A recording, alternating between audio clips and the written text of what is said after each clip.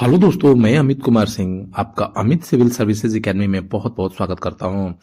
दोस्तों, मेरे चैनल पर आप डेली बिहार करंट अफेयर्स देख सकते हैं।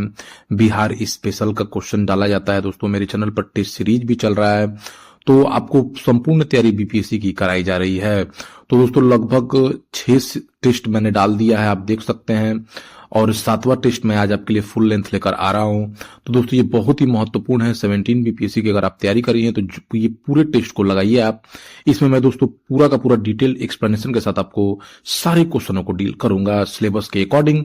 इसमें सारे टॉपिक से क्वेश्चन डाले गए हैं। तो चलते हैं दोस्तों, आज का टेस्ट शुरू करते हैं। अगर आप हमारे चैनल पर नए हैं तो चैनल को जरूर सब्सक्राइब करें। और ये दोस्तों बहुत ही इंपॉर्टेंट है, बहुत चुनिंदा क्वेश्चनों को शामिल किया गया है सिलेबस के अकॉर्डिंग। आपको पढ़ने के शुरू से लेकर अंत तक जरूर देखें। तो शुरू करते हैं वीडियो को। देखिए दोस्तों, पहला क्वेश्चन लेते हैं हम लोग। निम्न कथनों पर इसमें विचार करना है। मध्यकाल में सर्वप्रथम पुर्तगालियों ने भारत से व्यापार संबंध स्थापित किए थे। तो ये सही बात है दोस्तों। वास्को डी गामा जो गुजराती पथ प्रदर्शक अब्दुल मजीद की सहायता से कालीकट बंदरगाह पर आया था। देखिए, दूसरा जो है, वर्ष 1498 में भारत के कालीकट पहुंचे वास्को डी गामा का वहां के राजा जमुरी ने स्वागत किया था। तो सही है, सबसे पहले पुर्तगालियों ने ही भारत से व्यापार संबंध स्थापित किया था। 1498 में भारत के कालीकट पहुंचा था वास्को डी गामा, जिसने भारत की खोज की, समुद्री मार्ग की खोज की। वहां पर उसका राजा जमुरी ने स्वागत किया था। तीसरा दोस्तों, पुर्तगाली उपनिवेश का प्रथम वायसराय अल्बुकर्क था। तो दोस्तों, प्रथम पुर्तगाली वायसराय जो बनकर आया था वो दोस्तों था फ्रांसिस्को द अल्मोड़ा, अल्बुकर्क नहीं था। ठीक है दोस्तों, अल्बुकर्क नहीं था। पुर्तगालियों की तरफ से पुर्तगाली उपनिवेश का प्रथम जो वायसराय आया था उसका नाम था फ्रांसिस्को द अल्मोड़ा। वो 1505 में भारत आया था।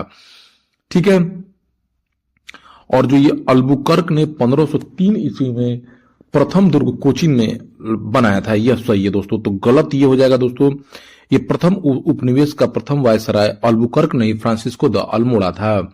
अब मैं थोड़ा सा इसके बारे में आपको बता देता हूं। जो ये, तो इसमें दोस्तों सिर्फ कौन कौन सा सही हो जाएगा, तो ए, बी और डी सही हो जाएगा। सी क्या हो जाएगा दोस्तों, गलत हो जाएगा। ठीक है, तो इसको ध्यान देना है। तो देखिए, वास्को डी गामा भारत पहुंचा और उसकी सहायता की गुजराती पथ प्रदर्शक अब्दुल मजीद ने। ठीक है, वो कालीकट बंदरगाह पर 20 मई 1498 को पहुंचा था। ठीक है, उसने भारत के समुद्री मार्ग की खोज की। वास्को डी गामा जो है काली मिर्च के व्यापार से 60 गुना अधिक मुनाफा कायमा। वो भारत से काली मिर्च मसालों को ले गया और 60 गुना अधिक मुनाफा उसने कमाया था। ठीक है, 1505 में फ्रांसिस्को द अल्मोड़ा भारत में प्रथम पुर्तगाली वायसराय बनकर आया। हिंद महासागर में उसने प्रभुत्व स्थापित करने के लिए ब्लू वाटर पॉलिसी बनाई। कुछ ने दोस्तों, जो फ्रांसिस्को द अल्मोड़ा था उसने हिंद महासागर में प्रभुत्व स्थापित करने के लिए ब्लू वाटर पॉलिसी, इसको नीला जल नीति भी कहते हैं। अल्बुकर्क पुर्तगाली उपनिवेश का दूसरा वायसराय बना 1509 में। ठीक है, उसने 1510 ईस्वी में बीजापुर के शासक यूसुफ आदिल शाह से गोवा छीनकर अपने अधिकार में ले लिया था। किसने दोस्तों, अल्बुकर्क ने। तो ये थोड़ी सी कहानी है इसकी। ठीक है, तो इसको ध्यान दीजिए। दूसरे क्वेश्चन की तरफ चलते हैं। लंदन में ब्रिटिश ईस्ट इंडिया कंपनी की स्थापना के समय भारत का बादशाह जहांगीर था। देखिए दोस्तों, लंदन में ब्रिटिश ईस्ट इंडिया कंपनी की स्थापना 1600 ईस्वी में थी, 1600 ईस्वी में हुई थी। और बादशाह अकबर का शासनकाल 1556 से 1605 तक था। तो लंदन में ब्रिटिश ईस्ट इंडिया कंपनी की स्थापना जब 1600 में हो रही थी, तो उस समय भारत का बादशाह दोस्तों कौन था, अकबर था। तो ये गलत हो जाएगा। ठीक है, याद रखिए। अकबर के शासनकाल में ईस्ट इंडिया कंपनी ने 1611 में मसूलीपट्टनम में अपना अस्थायी कारखाना लगाया था। दोस्तों, यह भी गलत है। 1611 में दोस्तों कौन था, 1611 में उस समय जहांगीर का शासनकाल था। ठीक है, तो यह भी गलत हो जाएगा। ठीक है, ये जहांगीर के शासनकाल में ईस्ट इंडिया कंपनी ने 1611 ईस्वी में मसूलीपट्टनम में अपना अस्थायी कारखाना लगाया। ठीक है, और 1613 ईस्वी में सूरत में अपना एक अस्थायी कारखाना खोला था। ठीक है, मुगल बादशाह जहांगीर के शासनकाल में आने वाला प्रथम अंग्रेज राजदूत विलियम हॉकिंस था। ठीक है दोस्तों, यह सही है। विलियम हॉकिंस 1608 से 1611 ईस्वी में जहांगीर के दरबार में ईस्ट इंडिया कंपनी द्वारा भेजा जाने वाला प्रथम अंग्रेज राजदूत था। इसको जेम्स प्रथम का यह राजदूत बनकर आया था 1608 में। ठीक है, इसे तुर्की भाषा का ज्ञान था और यह तुर्की का अच्छा जानकार था। ठीक है, ईस्ट इंडिया कंपनी के गवर्नर सर जॉन चाइल्ड को औरंगजेब ने भारत से निष्कासित कर दिया था। देखिए दोस्तों, बंबई के गवर्नर सर जॉन चाइल्ड ने 1688 में बंबई तट पर मक्का जाने वाले हज यात्रियों को बंदी बनाने का प्रयास किया। इससे गुस्सा होकर औरंगजेब ने उसे निष्कासित कर दिया था। तो सही दोस्तों क्या हो जाएगा, 3 और 4, ये 1 और 2 गलती हो जाएगा। लंदन में ब्रिटिश ईस्ट इंडिया कंपनी की जब स्थापना हो रही थी तो उस समय बादशाह अकबर था 1600 ईस्वी में, ठीक है। और जहांगीर के शासनकाल में ईस्ट इंडिया कंपनी ने 1611 में मछलीपट्टनम में अपना अस्थायी कारखाना लगाया था, ठीक है। और प्रथम अस्थायी कारखाना दोस्तों 1613 ईस्वी में सूरत में लगाया था ब्रिटिश ने, तो इसको ध्यान दीजिए। सबसे अधिक निर्णायक युद्ध जिसने अंग्रेजों की भारत में प्रभुत्व को स्थापित कर दिया, देखिए दोस्तों, बक्सर का युद्ध था। इसको समझते हैं। देखिए, बक्सर का युद्ध 22 से 30 अक्टूबर 1764 में जो है अंग्रेजों की सेना, ठीक है ना, अंग्रेज की तरफ से मेजर हेक्टर मुनरो थे और मीर कासिम, अवध के नवाब शुजाउद्दौला तथा दिल्ली की मुगल सम्राट शाह आलम द्वितीय की संयुक्त सेना को अंग्रेजों ने हरा दिया था, ठीक है। दोस्तों हुआ क्या कि इस युद्ध को अंग्रेजों को जीतने के बाद अंग्रेजों को कोई चुनौती देने वाला नहीं बचा, ठीक है दोस्तों। और इसने पलासी के निर्णय पर मुहर लगा दी, ठीक है। यानी इसने क्या किया, मुगल सम्राट को भी हरा दिया, अवध के नवाब भी हार गए, जो संयुक्त प्रांत था वो भी हार गया, मीर कासिम भी हार गया। तो इन सभी के हारने के बाद अंग्रेजों का विरोध करने वाला कोई नहीं बचा। तो इसलिए बक्सर का युद्ध जीतने के बाद अंग्रेजों की, और दोस्तों हुआ क्या, बक्सर के युद्ध के बाद क्या हुआ कि इलाहाबाद की संधि हुई, ठीक है। इलाहाबाद की संधि, जो 2 संधियां हुई इलाहाबाद की, बक्सर के युद्ध के बाद पूछता है कि इलाहाबाद की संधि 1765 में हुई, एक संधि 12 अगस्त 1765 को हुई। इस संधि के तहत जो मुगल सम्राट शाह आलम द्वितीय थे, उन्होंने क्या किया दोस्तों, बिहार, बंगाल तथा उड़ीसा की दीवानी अंग्रेजों को सौंप दी, एक तरह से पूरा एकाधिकार दे दिया अंग्रेजों को, ठीक है। द्वितीय संधि 16 अगस्त 1765 को हुई। वो अवध के नवाब शुजाउद्दौला के साथ उन्होंने इलाहाबाद तथा कड़ा के क्षेत्र जो है अंग्रेजों को सौंप दिए। तो देखिए दोस्तों, लगभग मतलब अंग्रेजों का प्रभुत्व पूरे भारत में फैल गया, ठीक है। बक्सर की लड़ाई के समय बंगाल का जो नवाब था वो मीर जाफिर था दोस्तों, ठीक है ना, मीर जाफर था, इसको याद रखना है। अब बात आती है दोस्तों पलासी का। देखिए, पलासी का युद्ध कब हुआ दोस्तों, 23 जून 1757 को, ऑप्शन में तो मैं बताता हूं, 23 जून 1757 को हुआ। अंग्रेज उस समय रॉबर्ट क्लाइव था, ठीक है। रॉबर्ट क्लाइव ने सिराजुद्दौला को हरा दिया। रॉबर्ट क्लाइव को स्वर्ग से उत्पन्न सेनानायक कहा जाता है, ठीक है दोस्तों इसको। और इसी ने पलासी की लड़ाई जो है अंग्रेजों को मजबूत करने लगी पूरे भारत में, ठीक है। और बक्सर का युद्ध जो हुआ दोस्तों, उसने पलासी के निर्णयों पर मुहर भी लगा दी, ठीक है, तो याद रखिएगा। और जो है पलासी की लड़ाई ने अंग्रेजों का प्रभुत्व जो है प्रारंभ किया और अंग्रेजों का भारत का प्रभुत्व पूरी तरह स्थापित कर दिया बक्सर के युद्ध ने, ठीक है, इसको याद रखिए। पानीपत का प्रथम युद्ध आप जानते हैं, अब किसके, बाबर और इब्राहिम लोदी के बीच लड़ा गया था दोस्तों, आप जानते हैं। 21 अप्रैल 1526 को बाबर विजयी रहा, ठीक है। चौसा का युद्ध आप जानते हैं, बक्सर में ही चौसा स्थित है, ठीक है। 26 जून 1539 को हुआ। इसमें हुमायूं को शेर शाह सूरी ने हरा दिया था। तो लगभग 26 जून 1539 को चौसा का युद्ध हुआ था। तो आपको क्लियर हो रहा होगा। देखिए दोस्तों, सारे के सारे डिटेल एक्सप्लेनेशन बताए जाएंगे। चौथे क्वेश्चन की तरफ चलते हैं। निम्न में से कौन सा सुमेलित नहीं है। देखिए दोस्तों, जो आंगल मैसूर युद्ध है, प्रथम आंगल मैसूर युद्ध, यह दोस्तों ये किसके बीच हुआ दोस्तों, अंग्रेजों के बीच और हैदर अली के बीच हुआ, ठीक है ना। अंग्रेजों की तरफ से वेरलिस्ट से और जो है हैदर अली थे, ठीक है। और इसमें हुआ क्या दोस्तों कि हैदर अली की एक तरह से जीत हुई और ये प्रथम आंगल मैसूर युद्ध 1767 से 69 के बीच लड़ा गया। और दोस्तों ये कब कैसे समाप्त हुआ प्रथम आंगल मैसूर युद्ध, तो ये मैसूर की संधि से, मद्रास की संधि से समाप्त हुआ, ठीक है, इसको याद रखिए। द्वितीय आंगल मैसूर युद्ध 1780 से 84 में हुआ और इसमें दोस्तों हुआ क्या, इसमें हैदर अली मारा गया। और इस समय जो अंग्रेज गवर्नर है, देखिए इसमें पूछता क्या, कब हुआ, कौन सी संधि से समाप्त हुई और कौन अंग्रेज गवर्नर था, ये 3 चीजें बहुत पूछती है, तो इस तीनों को ध्यान रखिए। मैंने बताया प्रथम आंगल मैसूर युद्ध 1767 से 69 हुई। अंग्रेज जो गवर्नर था वेरलिस्ट था। मद्रास की संधि से समाप्त हुई। हैदर अली इसमें विजयी रहा। द्वितीय आंग्ल मैसूर युद्ध में हुआ कि दोस्तों हैदर अली मारा गया। मंगलूर की संधि से यह समाप्त हुई। वारेन हेस्टिंग्स उसमें अंग्रेजों का गवर्नर था, ठीक है ना, 1780 से 84 में हुई। तृतीय आंग्ल मैसूर युद्ध टीपू सुल्तान एक तरह से हार ही गया। इसमें हुआ क्या दोस्तों, टीपू सुल्तान को अपने क्षेत्रों में से बहुत सारा क्षेत्र अंग्रेजों को देना पड़ा। ये 1790 से 1792 तक हुआ। तो ये ऑप्शन में दोस्तों ये गलत हो जाएगा। तृतीय आंग्ल मैसूर युद्ध 1790 से 92 के बीच हुआ है। तृतीय आंग्ल मैसूर युद्ध के समय अंग्रेज गवर्नर लॉर्ड कॉर्नवालिस था और यह श्रीरंगपट्टनम की संधि से समाप्त हुई। श्रीरंगपट्टनम की संधि के तहत टीपू सुल्तान को बहुत सारे अपने जगह और जमीन और अपने चीजें देनी पड़ी अंग्रेजों को। चतुर्थ आंग्ल मैसूर युद्ध में टीपू सुल्तान मारा गया और उस समय जो अंग्रेज शासक था वो लॉर्ड वेलेस्ली था, ठीक है। और 1799 में यह हुआ चतुर्थ आंग्ल मैसूर युद्ध। अब दोस्तों इसमें बात है ये टीपू सुल्तान की, इसके बारे में भी बहुत पूछ देता है। देखिए टीपू सुल्तान जो था वो उसकी राजधानी श्रीरंगपट्टनम थी। इसने जैकोबिन क्लब की स्थापना की। विदेशों में आधुनिक पद्धति से इसने दूतावास भी बनाया। यह हैदर अली का बेटा था दोस्तों। 1780 में टीपू सुल्तान ने पुल्लिनूर के युद्ध में ब्रिटिश सेना को हराया भी था। तो इतने सारे फैक्ट्स आपको इससे क्वेश्चन मिल जाएंगे दोस्तों इतना पढ़ने के बाद। तो फैक्ट्स को समझिए, हमारी चीजों को बार बार वीडियो को देखिए दोस्तों दोहरा के, आपको अदर चीज पढ़ने की आवश्यकता नहीं रहेगी। निम्न कथनों में से कौन सा सही नहीं है। अब दोस्तों में पढ़ते हैं क्या है। रॉबर्ट क्लाइव बंगाल का प्रथम गवर्नर था।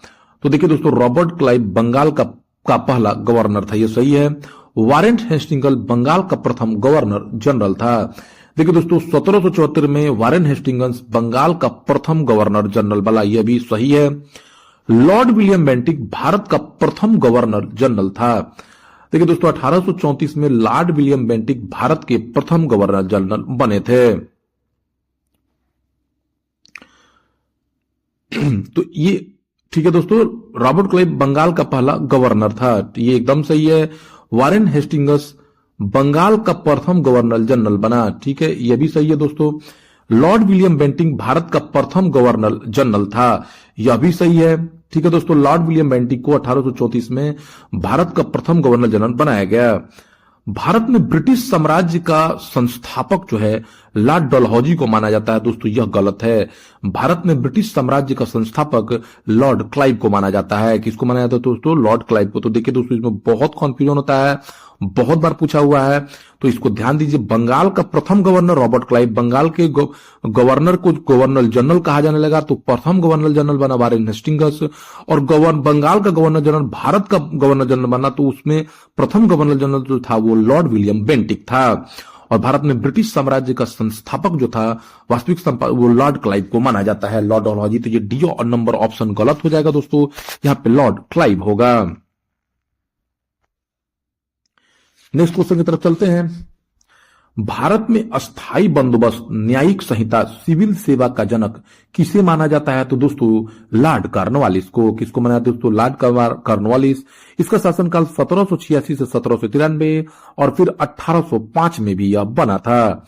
तो भारत में अस्थाई बंदोबस्त, न्यायिक संहिता और दोस्तों सिविल सेवा का जनक लॉर्ड कॉर्नवालिस को माना जाता है, ठीक है दोस्तों। अब इसमें दोस्तों देखिए दो तीन बातें। अस्थाई बंदोबस्त, देखिए दोस्तों अस्थाई बंदोबस्त क्या था।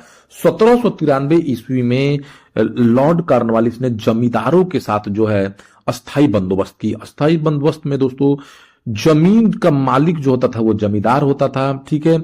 जमींदार जो है अस्थाई बंदोबस्त के तहत जमींदारों को भूस्वामी की मान्यता दी गई थी। 1/11 भाग जमींदार को रखना था, ठीक है ना, और उसके अन्य भाग को ब्रिटिश को दे देना था। इसी तरह दोस्तों स्थायी बंदोबस्त की तरह एक रैयतवाड़ी व्यवस्था भी थी।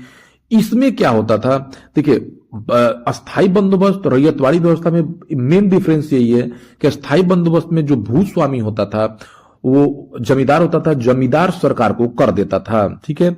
रैयतवाड़ी व्यवस्था में क्या होता था दोस्तों, किसान जमीन का मालिक होता था, वो डायरेक्ट सरकार को टैक्स देता था, ठीक है।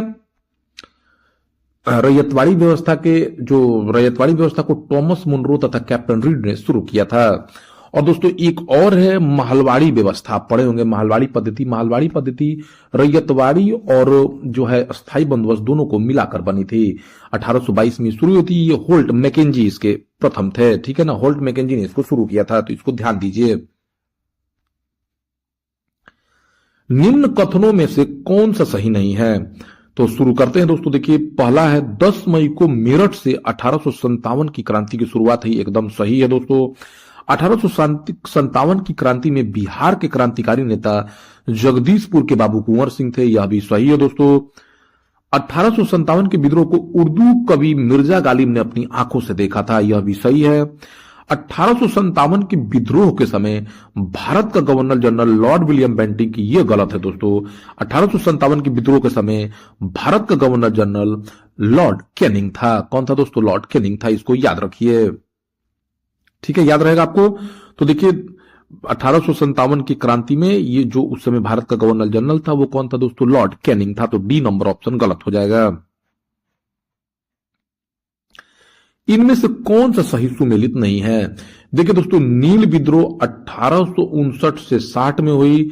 नील विद्रोह पर नील दर्पण नामक पुस्तक जो है वो दीनबंधु मित्र ने लिखी है दोस्तों। किसने लिखी है दोस्तों? दीनबंधु मित्र ने जो है नील विद्रोह पर, ठीक है।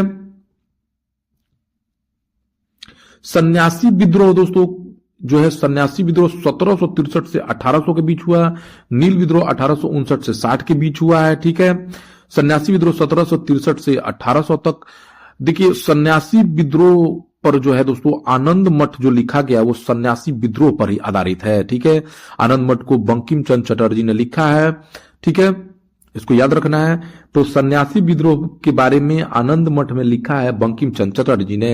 1763 से 1800 यह हुआ था। संताल विद्रोह के बारे में आप जानते हैं दोस्तों, 1855 से 56 हुआ। सिद्धू कांधू चांद भैरव इसके प्रमुख नेता थे। कुका आंदोलन दोस्तों, कुका आंदोलन पंजाब में हुई और ये 1899 में दोस्तों 1840 में, तो यही दोस्तों ऑप्शन गलत है। कुका आंदोलन 1840 में हुआ, ये पंजाब में हुआ था। इसकी शुरुआत जो है भगत जवाहरमल द्वारा शुरू किया गया था और इसको संगठित गुरु राम सिंह ने किया था। तो कुका आंदोलन पंजाब में हुआ था।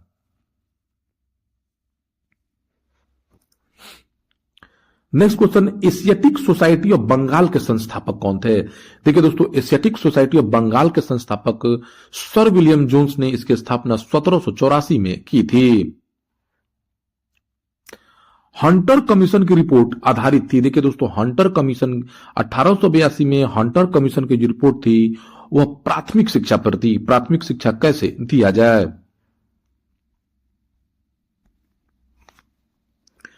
नेक्स्ट क्वेश्चन की तरफ चलते हैं दोस्तों।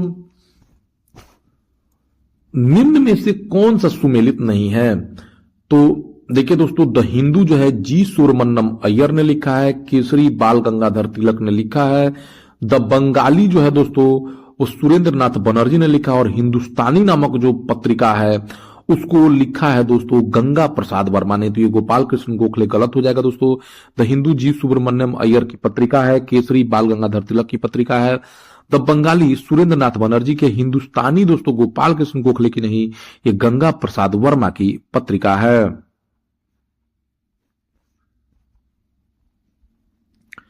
नेक्स्ट क्वेश्चन चलते हैं। भारतीय पुनर्जागरण का पिता, भारतीय राष्ट्रवाद का पैगंबर, अतीत और भविष्य के मध्य के सेतु, भारतीय राष्ट्रवाद का जनक, आधुनिक भारत का पिता, युगदूत, प्रथम आधुनिक पुरुष के नामों से दोस्तों किसको जाना जाता है? तो दोस्तों राजा राम मोहन राय को जाना जाता है। ये भारतीय पुनर्जागरण के अग्रदूत थे और इनको आधुनिक बहुत सारे नामों से इनको जाना जाता है दोस्तों, जो नाम मैंने इतना दिया हुआ है, ठीक है। हिंदू धर्म के एकेश्वरवाद मत का प्रचार यह किए थे, ठीक है। 1815 में जो है राजा राम मोहन राय ने दोस्तों किसकी स्थापना की थी? तो आत्मीय सभा की। किसकी स्थापना की थी दोस्तों? आत्मीय सभा की। 20 अगस्त 1828 को ब्रह्म सभा इन्होंने बनाया था, जो आगे जाके ब्रह्म समाज कहलाया। इन्होंने मूर्ति पूजा, बलि पूजा का विरोध किया। ब्रह्म समाज हिंदू धर्म का पहला सुधार आंदोलन था, ठीक है दोस्तों। तो राजा राम मोहन राय सुधारक थे, समाज सुधारक थे। राजा राम मोहन राय को राजा की उपाधि जो है अकबर द्वितीय ने दी थी, ठीक है दोस्तों। राजा राम मोहन राय ने पाश्चात्य शिक्षा का विरोध नहीं किया। इनकी मृत्यु 27 सितंबर 1833 को ब्रिस्टल इंग्लैंड में हुई, वहीं पर इनकी समाधि है। ठीक है दोस्तों, आगे चलते हैं। इन्होंने दोस्तों राजा राम मोहन राय ने संवाद कौमुदी नामक एक बंगाली साप्ताहिक पत्रिका भी निकाली थी, तो इसको ध्यान देना है। तो राजा राम मोहन राय बहुत बड़े समाज सुधारक, इन्होंने आत्मीय सभा तथा ब्रह्म सभा बनाई थी। ये दोनों बहुत पूछता है दोस्तों। आत्मीय सभा की स्थापना 1815 में और 1828 में ब्रह्म सभा इन्होंने बनाया था।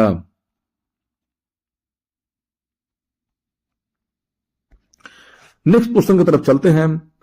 भारतीय राष्ट्रीय कांग्रेस की स्थापना 1885 के समय स्थापना के समय भारत का वायसराय लॉर्ड डफरिन था। एकदम सही है दोस्तों, लॉर्ड डफरिन था। भारतीय राष्ट्रीय कांग्रेस के 1924 के बेलगावी अधिवेशन की अध्यक्षता सुभाष चंद्र बोस ने की थी। नहीं दोस्तों, यह गलत है। भारतीय राष्ट्रीय कांग्रेस को 1924 के बेलगावी अधिवेशन की अध्यक्षता महात्मा गांधी ने की थी, तो बी गलत हो जाएगा दोस्तों।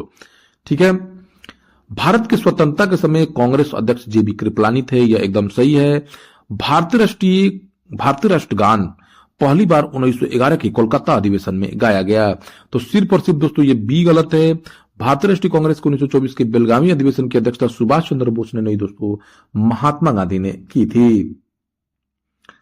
ठीक है दोस्तों, भारतीय राष्ट्रीय कांग्रेस की स्थापना 1885 के समय लॉर्ड डफरिन था। ठीक है दोस्तों, इसको याद रखना है। भारतीय राष्ट्रीय कांग्रेस के प्रथम जो अधिवेशन हुआ था वो मुंबई में हुआ था। ठीक है। कलकत्ता में इसका दूसरा अधिवेशन हुआ था दोस्तों। ठीक है। उसकी अध्यक्षता दादा भाई नेहरू ने की थी। भारतीय राष्ट्रीय कांग्रेस की प्रथम मुस्लिम अध्यक्ष एनी बेसेंट थी। भारतीय राष्ट्रीय कांग्रेस के प्रथम मुस्लिम अध्यक्ष बदरुद्दीन तैयब जी थे। भारतीय राष्ट्रीय कांग्रेस के द्वितीय मुस्लिम अध्यक्ष रहमतुल्लाह मोहम्मद सयानी थे। तो इसके बहुत सारे क्वेश्चन दोस्तों इसके बारे में पूछता है। तो मैंने इसके बताया कि 28 दिसंबर 1885 को इसकी स्थापना की गई। तो इसके संस्थापक एओ ह्यूम थे। ठीक है ना। और इसका जो पहला अधिवेशन हुआ था, उसका जो अधिवेशन वो डब्ल्यू सी बनर्जी ने इसकी अध्यक्षता की थी। प्रथम महासचिव एओ ह्यूम थे। प्रथम यूरोपीय अध्यक्ष कांग्रेस के जॉर्ज यूले थे। ठीक है ना। ध्यान दीजिए। अगर बिहार में इसका तो 3 अधिवेशन बिहार में हुआ दोस्तों। 1912 में आपको बादीपुर में, एक गया में और एक कैमूर में हुआ था, रामगढ़ कैमूर में। ठीक है। सुभाष चंद्र बोस वाला जो ये क्वेश्चन है दोस्तों, सुभाष चंद्र बोस ने 1938 में हरिपुरा अधिवेशन में दोस्तों इन्होंने किया था। ठीक है। नेक्स्ट क्वेश्चन की तरफ चलते हैं। कानपुर में किस वर्ष हिंदुस्तान रिपब्लिकन एसोसिएशन की स्थापना हुई? तो दोस्तों अक्टूबर 1924 में हिंदुस्तान रिपब्लिकन एसोसिएशन की स्थापना हुई। देश में उचित ढंग से क्रांतिकारी आंदोलन को चलाने के लिए हिंदुस्तान रिपब्लिकन एसोसिएशन की स्थापना की गई। इसकी स्थापना कानपुर में की गई थी अक्टूबर 1924 में। इसके संस्थापक सचिंद्र नाथ सान्याल थे और इसके सदस्यों में राम प्रसाद बिस्मिल, जोगेश चंद्र चटर्जी, चंद्रशेखर आजाद और भगत सिंह शामिल थे। ठीक है दोस्तों, याद रखिए।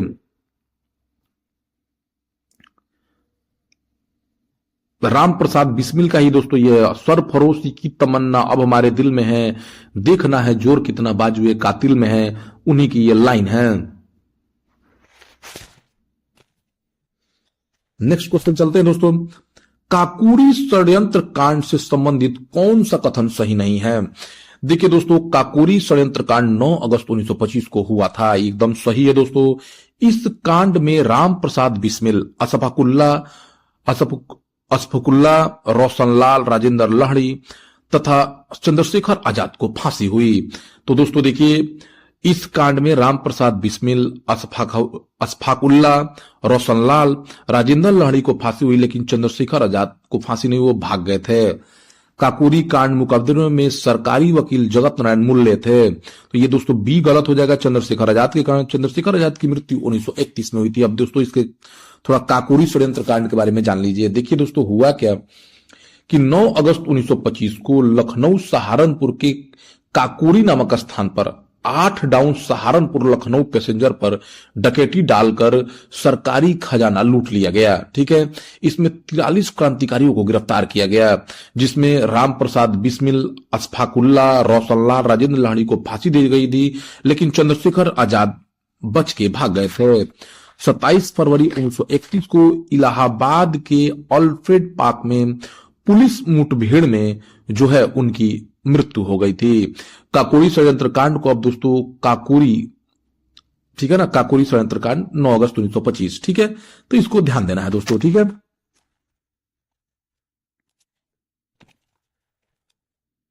आगे चलते हैं। भारत पर पहला मुस्लिम आक्रमण किसने किया? तो दोस्तों भारत पर पहला मुस्लिम आक्रमण 712 ईस्वी में अरबी मुहम्मद बिन कासिम के नेतृत्व में हुआ था। किसके नेतृत्व में दोस्तों? 712 में मुहम्मद बिन कासिम के नेतृत्व में जो है मुस्लिम आक्रमण हुआ भारत पर। निम्न कथनों में से कौन सा गलत है? तो दोस्तों इसको पढ़ते हैं। देखिए, गुलाम वंश की कुतुबुद्दीन ऐबक की राजधानी दिल्ली थी, तो यह दोस्तों सही है। कुतुबुद्दीन ऐबक की राजधानी दोस्तों कहां थी?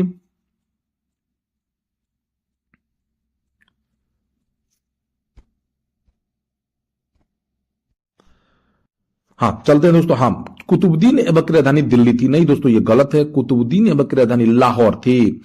गुलाम का गुलाम इल्तुतमिश को कहा जाता है, यह एकदम सही है दोस्तों। गुलाम का गुलाम जो है इल्तुतमिश को कहा जाता है। क्योंकि देखिए दोस्तों, क्यों? मोहम्मद गोरी का गुलाम कुतुबुद्दीन ऐबक था, कुतुबुद्दीन ऐबक का गुलाम इल्तुतमिश था। बलबन ने रक्त और लौह की नीति अपनाई थी, यह भी सही है दोस्तों। मंगोल शासक चंगेज खां इल्तुतमिश के शासनकाल में भारत आया था, तो यह भी सही है दोस्तों। ठीक है, तो निम्न कथनों में यही गलत हो जाएगा दोस्तों। कुतुबुद्दीन ऐबक की राजधानी दिल्ली थी, ये दिल्ली नहीं थी दोस्तों। कुतुबुद्दीन ऐबक की राजधानी जो थी लाहौर थी।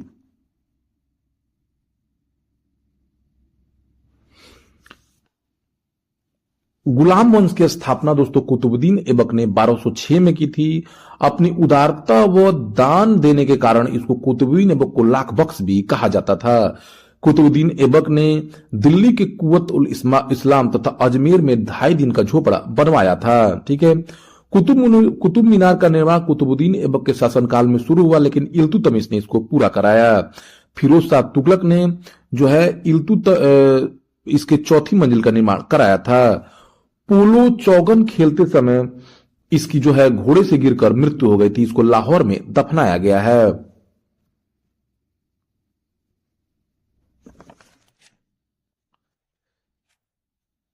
नेक्स्ट क्वेश्चन की तरफ चलते हैं दोस्तों हम लोग।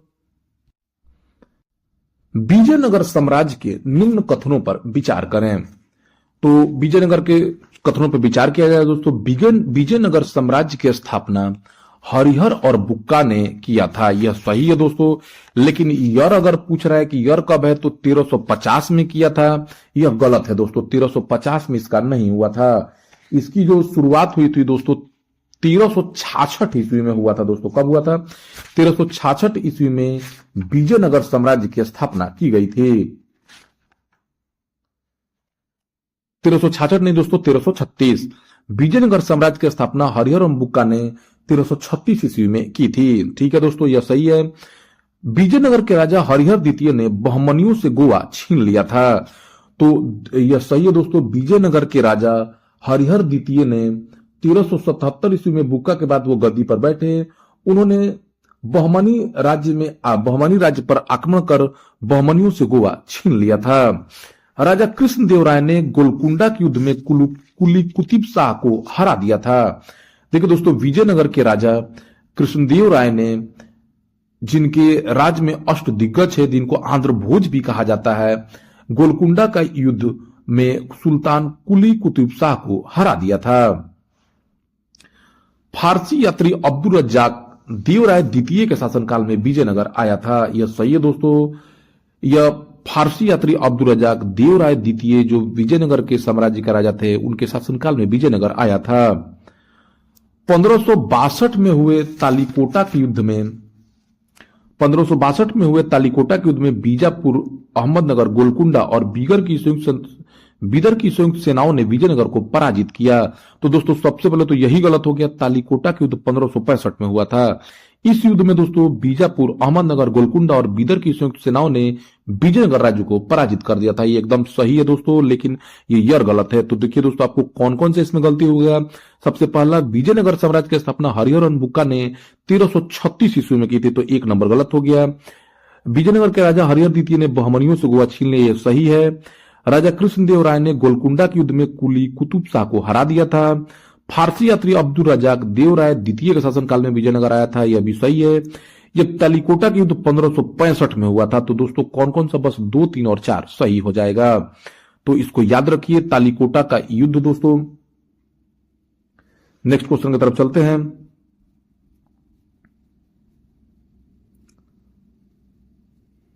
निम्न में कौन सा एक सुमेलित है। तो चलिए दोस्तों बताइए। दीवाने मुस्तखराज, दीवाने मुस्तखराज ये क्या था दोस्तों। ये एक राजस्व विभाग था, इसकी स्थापना अलाउद्दीन खिलजी ने की थी। दीवाने मुस्तखराज क्या था दोस्तों, एक राजस्व विभाग था, इसकी स्थापना किसने की थी, अलाउद्दीन खिलजी ने। दीवाने अमीर कोही, दीवाने अमीर कोही को दोस्तों जो है मोहम्मद बिन तुगलक का एक कृषि विभाग था। दीवाने अमीर कोही क्या था, मोहम्मद बिन तुगलक ने बनाया था, यह एक कृषि विभाग था। दीवाने खैरात, दीवाने खैरात की शुरुआत फिरोज तुगलक ने की, यह एक दान विभाग था। क्या था दोस्तों, एक दान विभाग था। दीवाने खैरात क्या था, एक दान विभाग था। दीवाने रियासत को अलाउद्दीन खिलजी ने शुरू किया, ये एक बाजार नियंत्रण विभाग था। तो बलबन वाला गलत हो जाएगा दोस्तों। दीवाने रियासत क्या था, एक बाजार नियंत्रण विभाग था, जिसकी स्थापना किसने की, बलबन ने की। तो इसको याद रखिए। तो कौन सा ऑप्शन गलत हो जाएगा, बलबन। तो दीवाने मुस्तखराज क्या है दोस्तों, दीवाने मुस्तखराज एक राजस्व विभाग है। दीवाने अमीर कोही कृषि विभाग है। दीवाने खैरात जो है दान विभाग है। और दीवाने रियासत एक बाजार नियंत्रण विभाग है। नेक्स्ट क्वेश्चन की तरफ चलते हैं दोस्तों।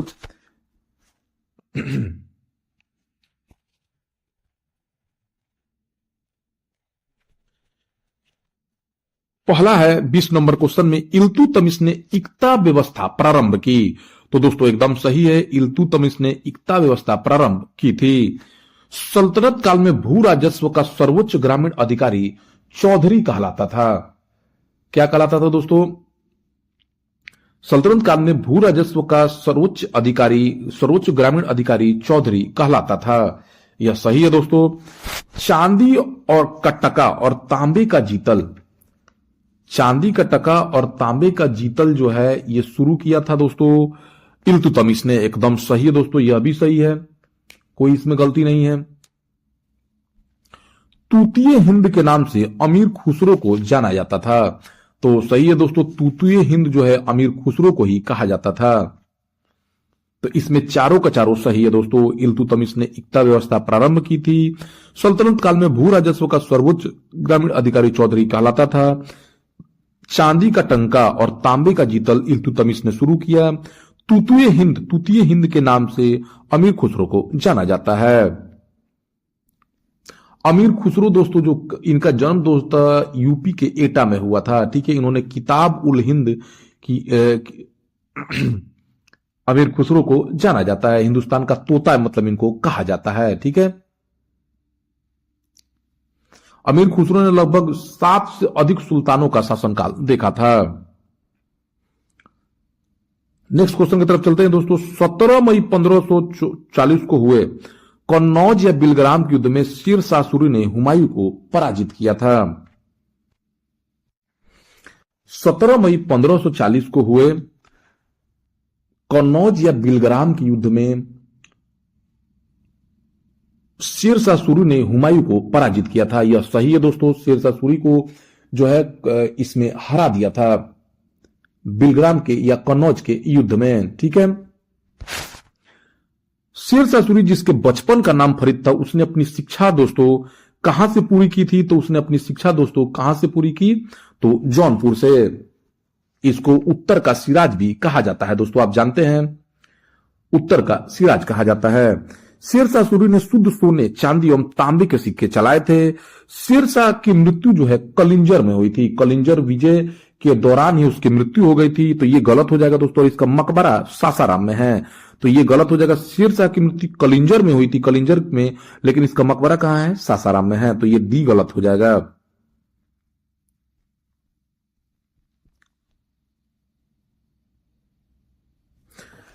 1576 में हुए हल्दी घाटी के युद्ध में महाराणा प्रताप के सेनापति हकीम खान सूर था, जबकि मुगलों के सेनापति मान सिंह थे। एकदम सही है दोस्तों। अकबर ने 1562 में दास प्रथा समाप्त कर दिया। अकबर ने 1563 में तीर्थ यात्रा कर समाप्त कर दिया, यह भी सही है। अकबर ने 1564 में जाजिया कर समाप्त कर दिया, यह भी सही है दोस्तों। अकबर ने 1580 में दीने इलाही धर्म को शुरू किया, यह भी सही है। अकबर ने दोस्तों नहीं, अकबर ने 1580 में दोस्तों 1582 में दीने इलाही धर्म की शुरुआत की। इसको अपनाने वाला सिर्फ बीरबल था, महेश दास जिसका ओरिजिनल नाम था। तो दोस्तों सही हो जाएगा 1 2 3 4, ठीक है। निम्न में कौन सा जोड़ा सुमेल है?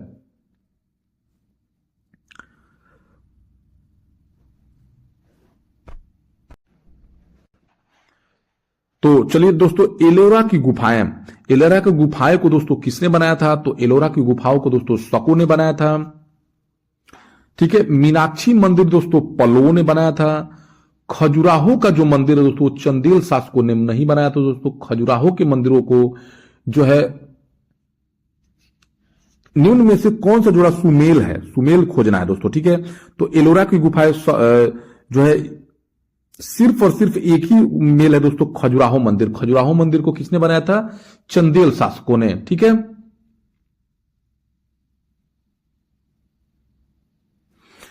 मीनाक्षी मंदिर पांड्यों ने बनवाया था दोस्तों, ठीक है, इसको याद रखना है। तो खजुराहो मंदिर सिर्फ और सिर्फ चंदेल शासकों ने बनाया, यही एक मेल खा रहा और कोई नहीं। गुप्त वंश के बारे में कौन सा गलत है? किसके बारे में दोस्तों? गुप्त वंश के बारे में कौन सा गलत है? तो परम भागवत तथा भारत का नेपोलियन समुद्रगुप्त को कहा जाता है, यह सही है दोस्तों।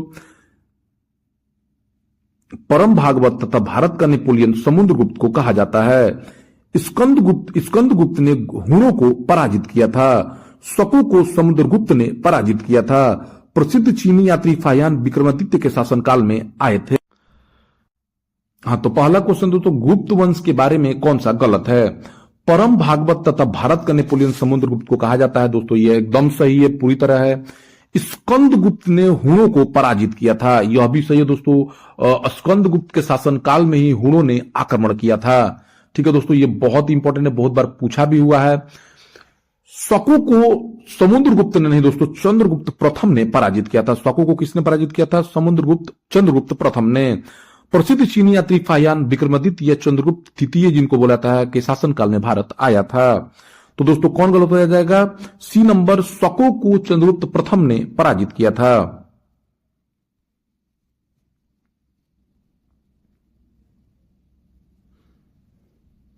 नेक्स्ट क्वेश्चन की तरफ चलते हैं दोस्तों।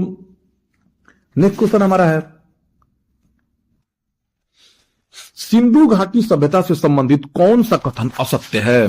तो देखिए दोस्तों, सिंधु घाटी को लोग पशुपति की पूजा करते थे, यह सत्य है दोस्तों। हाथी दांत का पैमाना लोथल गुजरात से मिला है, यह भी सही है। धौलावीरा से 3 नगरों के अवशेष प्राप्त हुए हैं, यह भी सही है दोस्तों।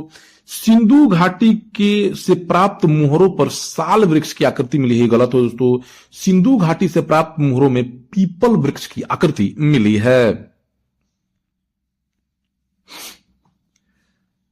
नेक्स्ट क्वेश्चन दोस्तों, वैदिक काल में भागदूत क्या होता था? देखिए दोस्तों, वैदिक काल में भागदूत जो है वह दोस्तों कर अधिकारी होता था। क्या होता था? कर अधिकारी।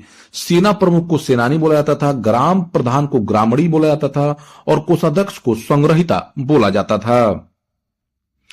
गौतम बुद्ध को देवता का स्थान किसके शासनकाल में मिला? तो दोस्तों कनिष्क के शासनकाल में। कनिष्क के शासनकाल में कुंडलवल कश्मीर में चतुर्थ बौद्ध संगति हुई, जिसमें बुद्ध धर्म का महायान और हीनयान में विभाजन हो गया।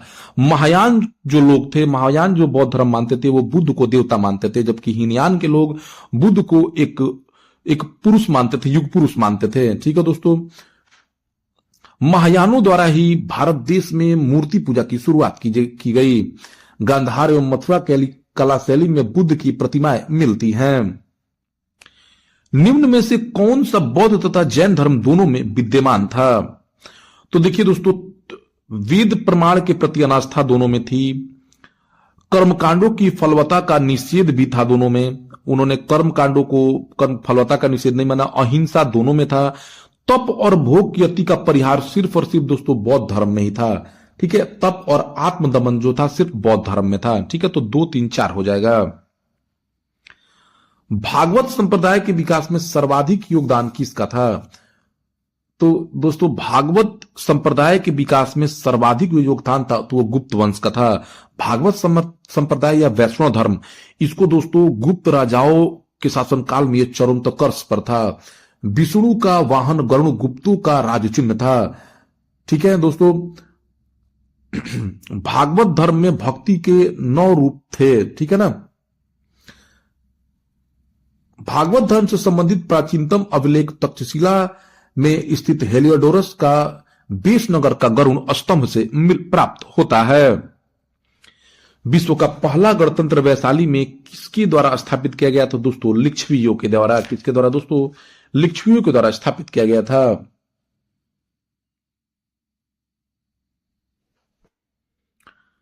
खनिज तेल किस तरह की चट्टानों में पाया जाता है? दोस्तों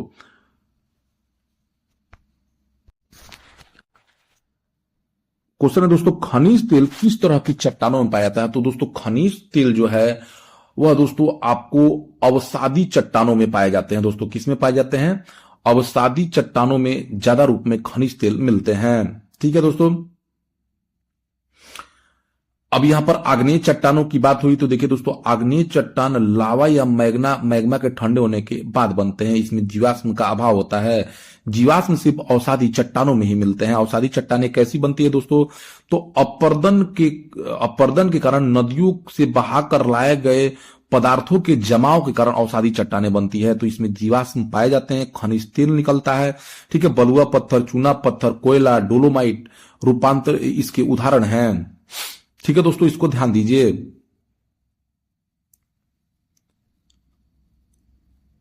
तो इसके बाद दोस्तों रूपांतरित चट्टानों के बारे में जानिए। रूपांतरित चट्टानें मेटामॉर्फिक रॉक्स कहा जाता है। अवसादी चट्टानों को अगर पूछा जाए कभी कभी सेडिमेंट्री रॉक्स भी बोल देता है। दोस्तों इसको ध्यान देना है। नेक्स्ट क्वेश्चन की तरफ चलते हैं दोस्तों। भूकंपीय तरंगों में सबसे विनाशकारी तरंगें कौन सी होती हैं? क्वेश्चन है दोस्तों आपको यहां पे, भूकंपीय तरंगों में सबसे विनाशकारी तरंगें कौन सी होती है? पी तरंगे, एस तरंगे, बताइए दोस्तों कौन सा हो जाएगा? तो देखिए दोस्तों, भूकंपीय तरंगों में सबसे जो विनाशकारी तरंगे हैं वह एल तरंगे होती हैं दोस्तों। ठीक है, यह जल तरंगों के समान होती हैं और इनकी तीव्रता सबसे अधिक होती है, इसीलिए सबसे ज्यादा विनाशकारी होती हैं। पी तरंगों की जो प्रकृति होती है दोस्तों, वो ध्वनि तरंगे, जिनकी ध्वनि तरंगों का समान होती हैं, यानी इनसे सबसे कम जो है तीव्रता इनकी सबसे कम होती है। जबकि एस तरंगे जो होती हैं, भूकंपीय तरंगे, वो प्रकाश तरंगों के समान होती है और एल तरंगे जल तरंगों के समान होती है, सबसे घातक होती हैं।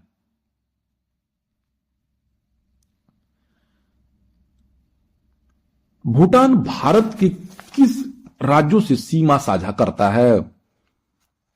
भूटान भारत के किन राज्यों से सीमा साझा करता है दोस्तों? तो बताइए, पश्चिम बंगाल, सिक्किम, अरुणाचल प्रदेश और असम। यही होना चाहिए दोस्तों आपकी नजर में। बताइए क्या होगा आंसर इसका सही? देखिए दोस्तों, भूटान से भारत के 4 राज्य लगते हैं। कौन कौन दोस्तों? पश्चिम बंगाल, सिक्किम, अरुणाचल प्रदेश और असम। कौन लगता है दोस्तों? पश्चिम बंगाल, सिक्किम, अरुणाचल प्रदेश और असम जो है लगते हैं। तो ऑप्शन नंबर ए हो जाएगा। किस प्रकार की चट्टानों के विखंडन से काली मिट्टी का निर्माण हुआ है? तो दोस्तों काली मिट्टी का निर्माण जो हुआ दोस्तों वह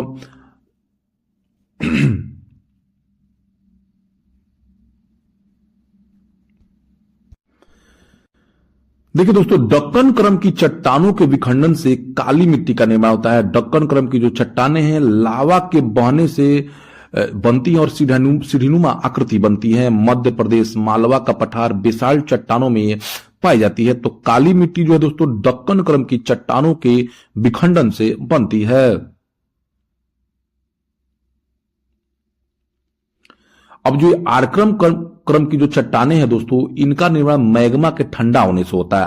आर्कियन क्रम की चट्टाने जो हैं वो मैग्मा के ठंडा होने से बनती हैं, ये जीवाश्म रहित होती हैं। धारवाड़ क्रम की चट्टाने जब आर्कियन, देखिए दोस्तों ये क्वेश्चन बीपीएससी में पूछा हुआ है, इसको इसलिए ध्यान दीजिए। आर्कियन क्रम की चट्टाने कैसे बनी? मैग्मा ठंडा हुआ, प्रायद्वीपीय पठारों में ज्यादा मिलती है, ठीक है ना, तो आर्कियन क्रम की चट्टाने बनी, ठीक है। और इन आर्कियन क्रम के चट्टानों में भौतिक तथा रासायनिक परिवर्तन के फलस्वरूप जो है धारवाड़ क्रम की चट्टाने बनती हैं, ठीक है। गोंडवाना क्रम की चट्टाने कैसे बनती है? तो भूमि के धंसने से जो बनती हैं जो चट्टाने, ठीक है ना, भूमि के धंसने से बहुत दिन तक धंसी रही चट्टाने बनी। तो इन गोंडवाना क्रम की चट्टानों में दोस्तों कोयले का भंडार है, छोटा नागपुर का पठार इसी में है गोंडवाना क्रम की चट्टानों में, ठीक है। और दक्कन क्रम की चट्टाने जो है लावा के बहने से बनती हैं, ठीक है।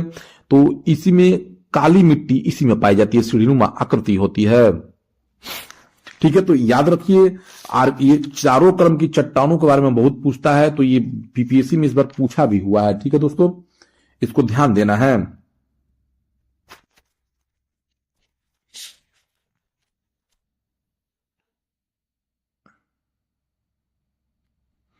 मध्य हिमालय पर स्थित घास के मैदानों को किस नाम से जाना जाता है?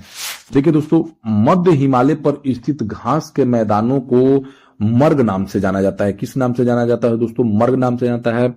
मध्य हिमालय जो है ये हमारा उत्तराखंड हिमालय का नाम, उत्तराखंड हिमालय बोलिए या आप इसको बोलिए दोस्तों, ये ठीक है ना, ये ऊपर वाला हिमालय हो गया, ठीक है। तो मध्य हिमालय पर स्थित घास के मैदानों को मर्ग नाम से जाना जाता है। प्रसिद्ध पुलों की घाटी भी उत्तराखंड हिमालय में ही स्थित है।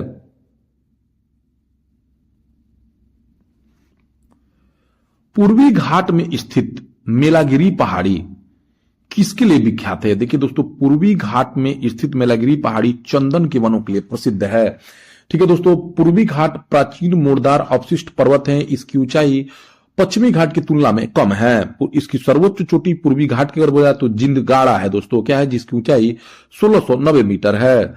इसका काफी अपर्दन हो चुका है। पूर्वी की घाट में मलयगिरी गढ़जात पहाड़ियां मिलती हैं।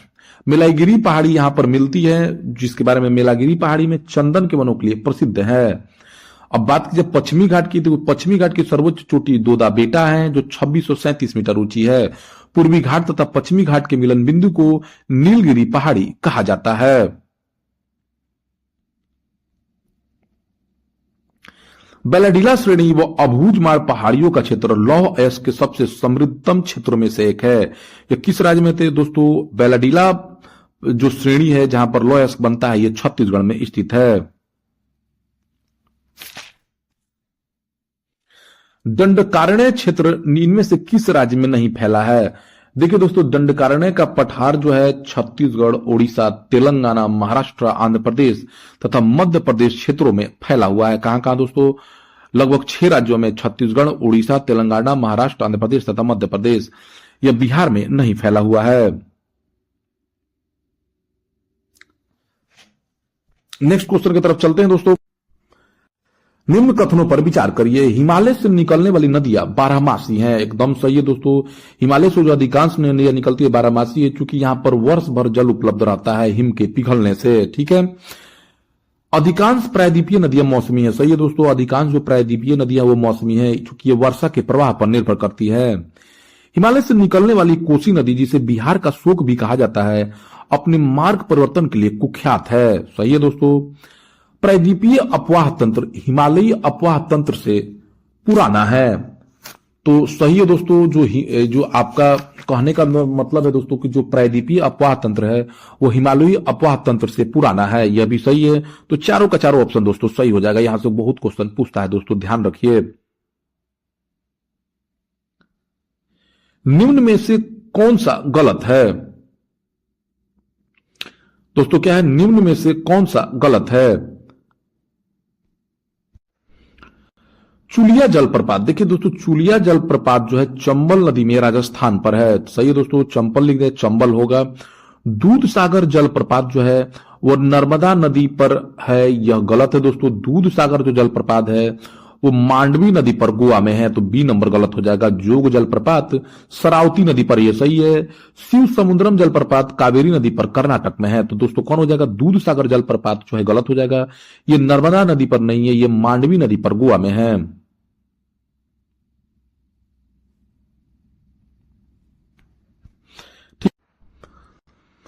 अरुण तमूर किसकी सहायक नदी है, तो दोस्तों ये कोसी नदी की सहायक नदी है। दोस्तों कोसी नदी जो है पूर्वी नेपाल से निकलती है और ये जो इसकी सहायक नदी है अरुण, सुनकोसी, तमूर है। ऊपरी भाग में इसे अरुण के नाम से भी कोसी को जाना जाता है। यह अपनी नदी मार्ग बदलती रहती है, इसे बिहार का शोक नदी भी कहा जाता है। निम्न कथनों में से कौन सा गलत है, तो अल नीनो के कारण समुद्री सतह गर्म हो जाता है। देखिए दोस्तों, प्रशांत महासागर में यह घटना होती है। इसके कारण दोस्तों होता क्या है कि समुद्री सतह बहुत गर्म हो जाती है। ला नीनो में समुद्री सतह का तापमान, अल नीनो क्या है इसके बारे में थोड़ा जान लीजिए। उष्ण कटिबंधीय प्रशांत महासागर में समुद्री तापमान और वायुमंडलीय परिस्थिति में वाय बदलाव को अल नीनो कहते हैं। अल नीनो 10 साल में 2 बार आता है। इससे समुद्री सतह का जल दोस्तों क्या होता है, बहुत गर्म हो जाता है। ठीक है, ला नीनो में समुद्री सतह का तापमान बहुत कम होता है। इसका उल्टा, अल नीनो का उल्टा दोस्तों, ला नीनो में समुद्री सतह का तापमान बहुत कम हो जाता है। एल नीनो में समुद्री सतह का तापमान बढ़ जाता है। भारत में सर्वाधिक वर्षा दक्षिणी पश्चिमी मानसून के कारण होती है, यह भी सही है दोस्तों। एल नीनो भारतीय उपमहाद्वीप में दोस्तों सूखा लाता है, जबकि ला नीना जो है बाढ़ लाता है, तो ये दोस्तों उल्टा है, गलत हो जाएगा। एल नीनो क्या करता है, भारतीय उपमहाद्वीप में सूखा, जबकि ला नीना क्या लाता है, बाढ़ लाता है। डी ऑप्शन नंबर गलत है, ये उल्टा लिखा हुआ है। नीलगिरी, अन्नामलाई तथा पालनी पहाड़ियों पर पाए जाने वाले शीतोष्ण कटिबंधीय वनों को क्या कहा जाता है, तो दोस्तों शीतोष्ण कटिबंधीय वनों को दोस्तों बोला जाता है सुलास। क्या बोलते हैं दोस्तों, सुलास। नीलगिरी, अन्नामलाई तथा पालनी पहाड़ियों पर पाए जाने वाले शीतोष्ण कटिबंधीय वनों को सुलास कहा जाता है। सुलास वनों में मैग्नेलिनिया, लेरेल, सिनकोना और वेटल वृक्ष पाए जाते हैं।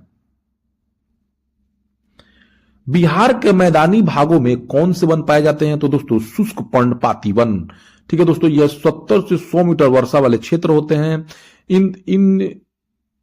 इन जगहों पर तेंदू, पलाश, अमलतास, बेल, खैरा और अक्सलवुड होता है।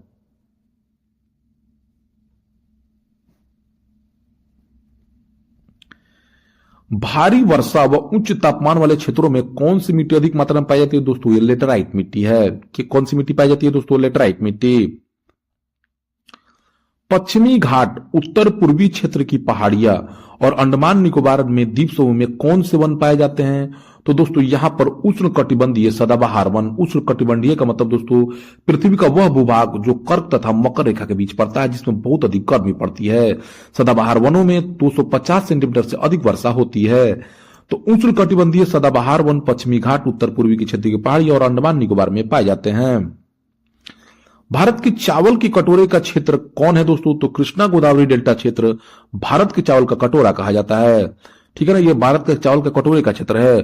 भारत का चावल का कटोरा जो है छत्तीसगढ़ राज्य को कहा जाता है। साथ ही साथ दोस्तों बिहार का धान का कटोरा चाहे चावल का कटोरा जो है रोहतास जिले को कहा जाता है।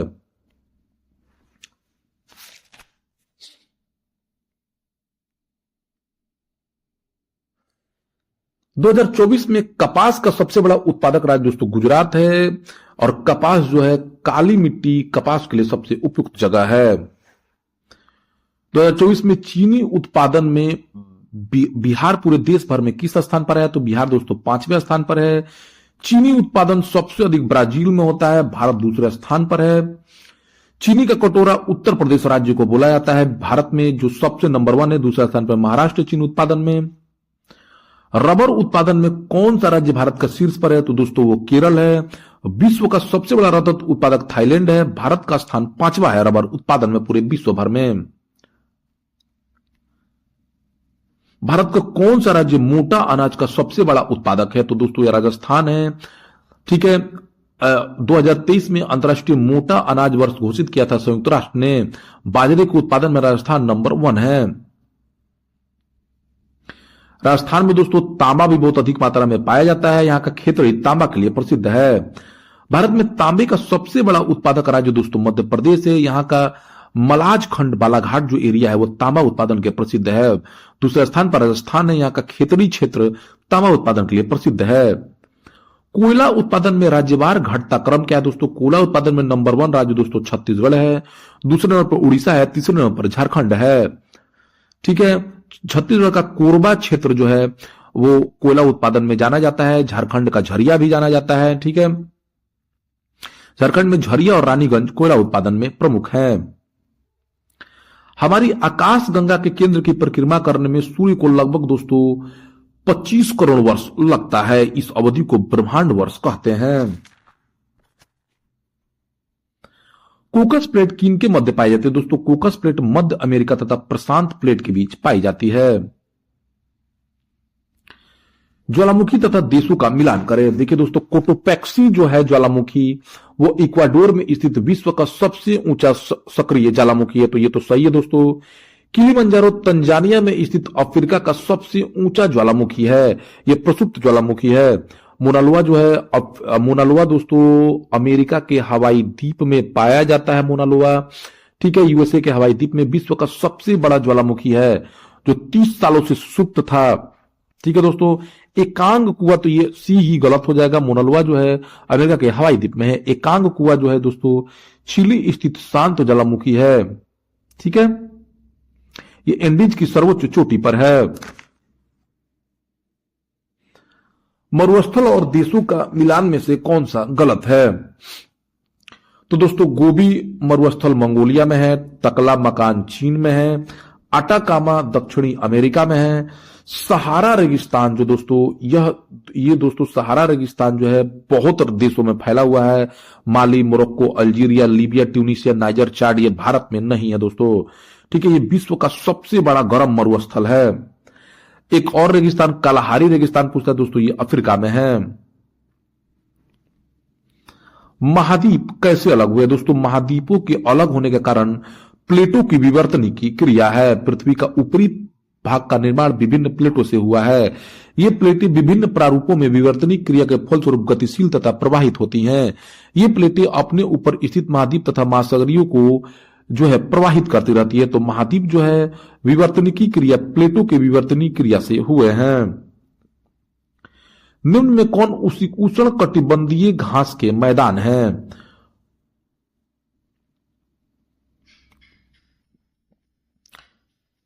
तो दोस्तों ये टैगा, पंपास और प्रेडीज उष्ण कटिबंधीय घास के मैदान हैं। ये सवाना दोस्तों सवाना उष्ण कटिबंधीय घास के मैदान है और ये तीनों के तीनों शीतोष्ण घास मैदान हैं। ठीक है, प्रेरीज दोस्तों शीतोष्ण घास मैदान है, ये उत्तर अमेरिका का घास मैदान है। पंपास भी दोस्तों दक्षिण अफ्रीका का घास का मैदान है, शीतोष्ण घास मैदान।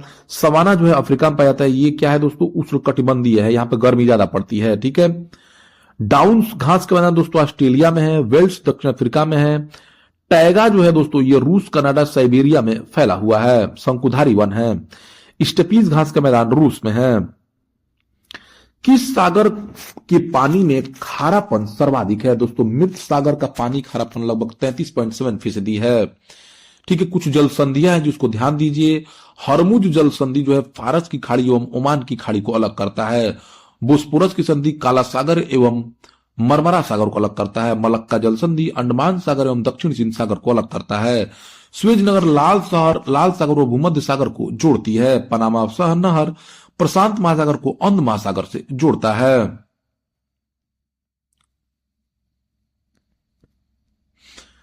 भारतीय संविधान के बारे में क्या असत्य है? देखिए दोस्तों, संविधान सभा की प्रथम बैठक 9 दिसंबर 1946 को हुई थी, यह सही है दोस्तों। भारतीय संविधान को बनाने में 2 वर्ष 11 माह 18 दिन लगे थे, यही गलत है दोस्तों। 2 वर्ष 10 माह नहीं 11 माह लगे थे। 2 वर्ष 11 माह और 18 दिन लगे थे। संविधान को 26 जनवरी के दिन लागू करने का कारण यही है कि 1930 में इसी दिन कांग्रेस ने स्वतंत्रता दिवस के रूप में मनाया था। भारतीय संविधान को संविधान सभा द्वारा 26 नवंबर 1949 को अंगीकृत कर दिया गया। तो ये सब सही है दोस्तों, बस यही भारतीय संविधान को बनाने में 2 वर्ष 11 माह 18 दिन लगे थे। निम्न में कौन सा मिलान सही नहीं है? तो देखिए दोस्तों,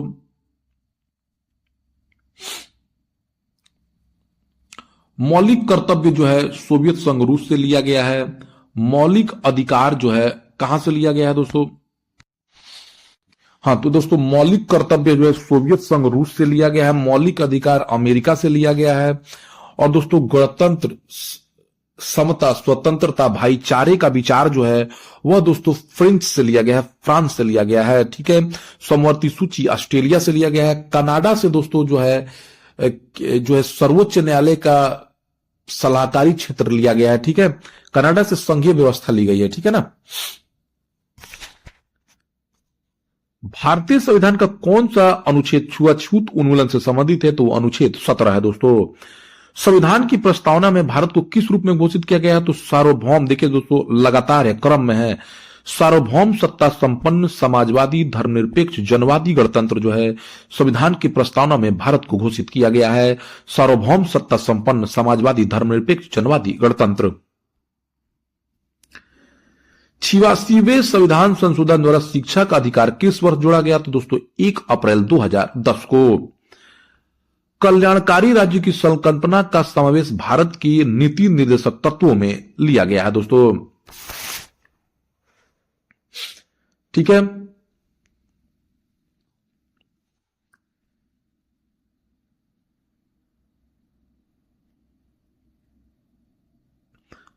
कल्याणकारी राज्य की संकल्पना का समावेश भारत के संविधान के राज्य के नीति निर्देशक तत्वों में लिया गया है। ठीक है।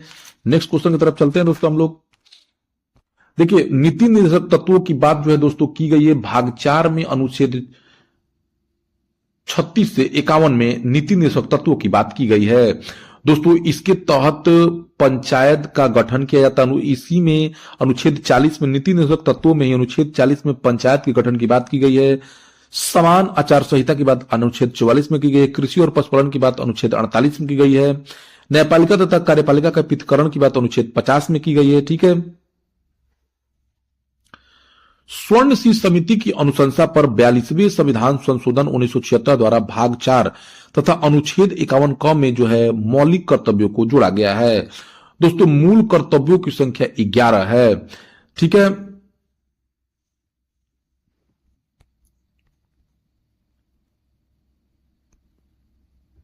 नेक्स्ट क्वेश्चन की तरफ चलते हैं।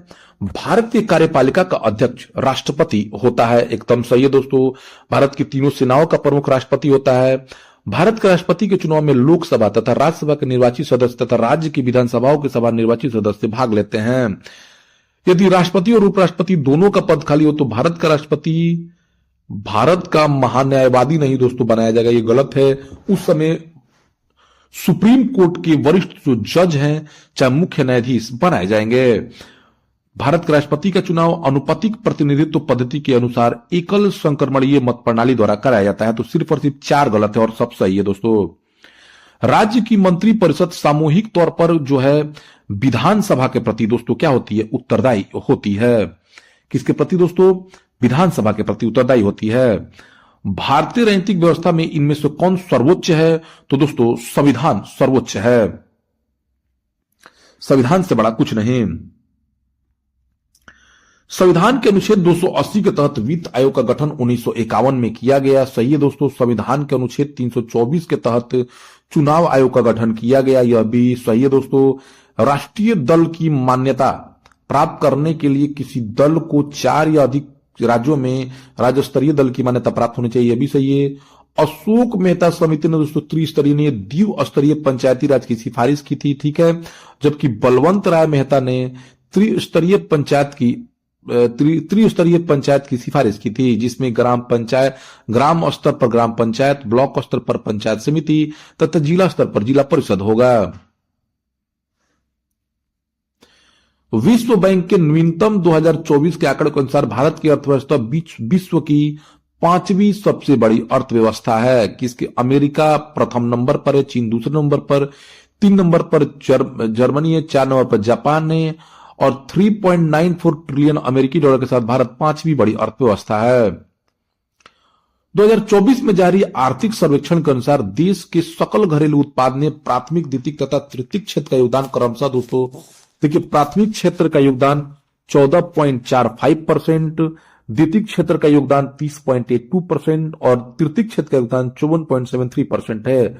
प्राथमिक क्षेत्र दोस्तों कृषि क्षेत्र होता है, द्वितीय क्षेत्र उद्योग क्षेत्र और तृतीय क्षेत्र दोस्तों सेवा क्षेत्र से जुड़ा होता है। बिहार का प्रति व्यक्ति शुद्ध राज्य घरेलू उत्पाद स्थिर कीमतों पर 2022-23 में कितना था? देखिए दोस्तों, आर्थिक सर्वेक्षण 2023-24 के अनुसार 2022-23 में प्रति व्यक्ति शुद्ध राज्य घरेलू उत्पाद जो है दोस्तों स्थिर मूल्यों पर जो है कितना है दोस्तों? स्थिर मूल्यों पर 31,280 रुपए है। ठीक है, और राष्ट्रीय स्तर पर यह 98,374 यानी 31.8% अधिक कम है, सिर्फ 31.8% है राष्ट्रीय औसत का। भारत सरकार के राजस्व का प्रमुख स्रोत क्या है दोस्तों? तो प्रत्यक्ष कर। प्रत्यक्ष कर का मतलब क्या होता है दोस्तों, आप जानिए। कहने का मतलब है दोस्तों वह कर जो सीधे सीधे करदाता पर आरोपित होता है। जैसे कहने का मतलब दोस्तों आयकर, हमने आय किया है तो कर हमको देना होगा। लेकिन दोस्तों जैसे मान लीजिए बिक्री कर, तो बिक्री कर दोस्तों उत्पाद अंतिम, कहने का मतलब दोस्तों बिक्री कर किस पे लगाया जाता है? जैसे मान लीजिए कोई क्लिनिक शैम्पू बनाया, क्लिनिक शैम्पू या सनसिल्क शैम्पू जो बनाया है, तो वो बनाया और हम उपयोग करते हैं, तो उस जो बनाया है उस पे कर लगेगा। ठीक है ना? तो प्रत्यक्ष कर में दोस्तों आयकर हो गया, निगम कर हो गया, उपहार कर हो गया, यानी जो कमाता है उसको खुद देना पड़ेगा। ठीक है दोस्तों, वित्तीय समावेशन का क्या तात्पर्य है? आर्थिक सेवाओं को वहनीय दर पर समाज के गरीब तथा कमजोर वर्गों तक पहुंचाना वित्तीय समावेशन है। तो वित्तीय समावेशन दोस्तों जनधन खाता खोलकर सारे लोगों को आर्थिक रूप से जोड़ा जाना, लोगों को दोस्तों इंटरनेट बैंकिंग की जानकारी देना कि लोग ज्यादा से ज्यादा आर्थिक सेवाओं को अपना सकें। नेक्स्ट क्वेश्चन दोस्तों, भारत में म्यूचुअल फंड व्यवस्था का प्रारंभ कब हुआ? तो दोस्तों भारत में म्यूचुअल फंड व्यवस्था 1964 में शुरू की गई। यूनिट ट्रस्ट ऑफ इंडिया के स्थापना के साथ शुरू हुई। भारत में न्यूनतम समर्थन मूल्य की संस्तुति कौन करता है दोस्तों? तो कृषि लागत एवं मूल्य आयोग।